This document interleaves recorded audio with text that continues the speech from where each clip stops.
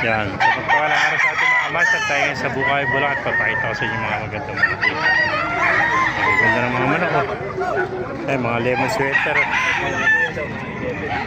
Yan. Maganda oh. Halos puro pula lahat to. Puro mga lemon sweater. Yan. Sa 8 months pa lang mga kamasag. Yan. Kakapatid to. Ganda. Bulto na katawan oh. Melsim Black oh, ganda Melsim Black nito. Ayan, bakit ang mukha nito. Kaya siya, Melsim Black oh. Ito naman sinibalang mga kamaster. Ganda sinibalang. Ayan.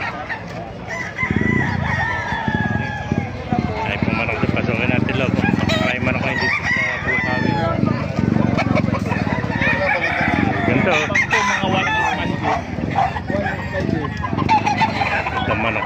Pandidirata. Oh, early. Good.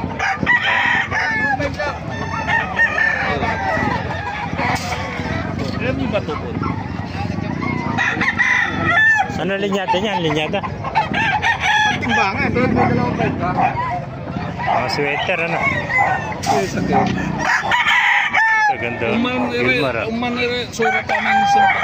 Umanag sa amin siya sa pamilya si Kartan. Ganda oh. Kami piniliton ng palumay. Rami pinipiling ng palong.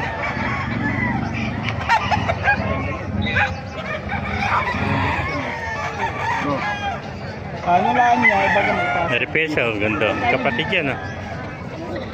Oo, maganda. Ano naman? Sige lang sa tuyo na niyan. Sinibalang. Magsararami lang. Puntahan pa natin iba rito mga kamaster. Nagaganda oh. Mga sweater oh. Ayan. Ito bulik. Dalawang klase bulik. Isang itim na bulik at saka isang gold. Ayan oh. Napakaganda bulik nito. Black na bulik oh. Ito naman gold na bulik oh. Ayan. Mga kamaster ganito oh. Tayo palong. Ito naman lemon sweater eh. Ang mga Melsim Black oh. Ano? Ito Hatch Gray oh. Paganda Hatch Gray oh. Ito bulik to oh.